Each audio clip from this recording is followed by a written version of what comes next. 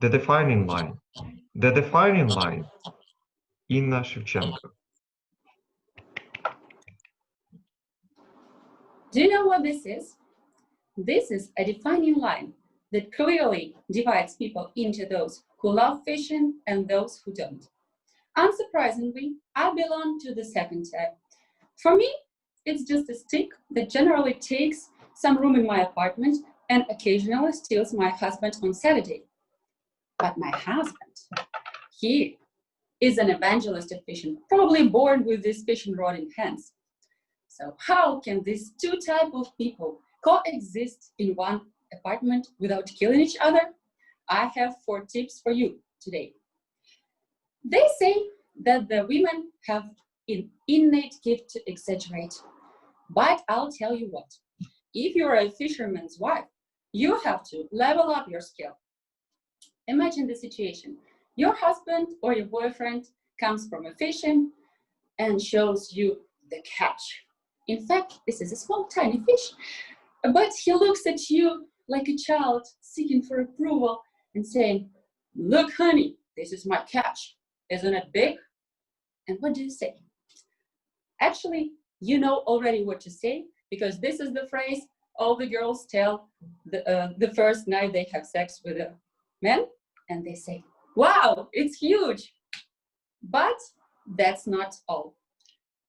Even if you want to go a step further, you have to suggest him to take a photo with a fish, with a huge fish, remember? But it's not just a regular photo. It won't just cut it. What he needs to do is arm right in front of him so that the fish looks really huge. Such huge as the envy of his friends when they see the photo. Before I tell you the second tip, I need to tell you a short story that I heard the other day. So there are 2 fishermen, Ivan and Andrei, who went fishing on the bridge. While they fishing on the bridge, the funeral passes by, and Ivan takes off his hat and puts it over his heart.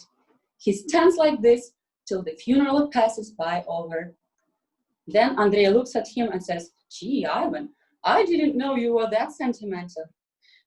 And he replies, "Well, that's the least I could do. After all, I was married to this woman for 30 years. The moral of this joke, as you might guess, is that sometimes you get, unfortunately, less interest than fishing. Therefore, in order not to be grumpy and sad spouse, you need to learn how to spend your Saturday on your own. And this is, in fact, my tip number 2.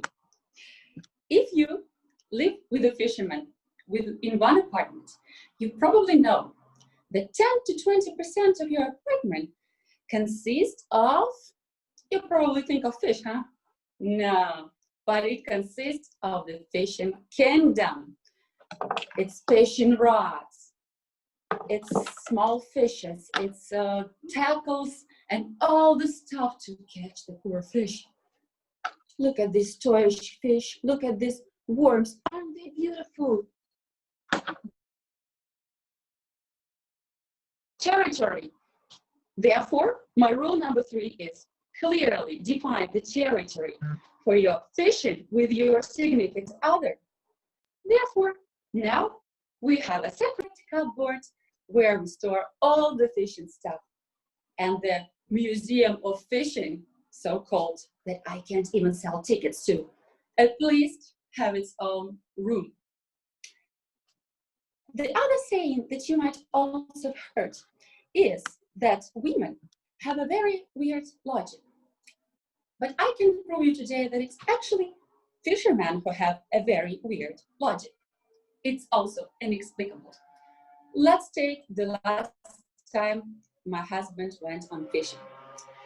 So he comes back from home. I ask him, "How was it, honey?" And he says, "Oh, it was great. We were on a separate spots of the Dnieper River. Then we got stuck in the mud. We got all our jeans in the mud. And unfortunately, I lost some of my equipment. But we had so much fun. Fun? if I faced all this, I would be crying and cursing by now. But he was smiling from ear to ear. And the final question goes from me. Okay, so where's the fish? And I don't smell any.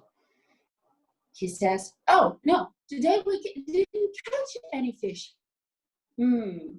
By saying this, he also puts the bag with empty beer cans on the floor.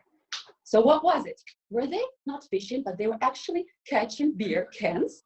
Or maybe they had a secret mission of teaching poor worms how to swim? Let's summarize. They got stuck in the mud. They lost the equipment. They caught nothing. Powerful result. I cannot even imagine a situation when I would be happy given the circumstances.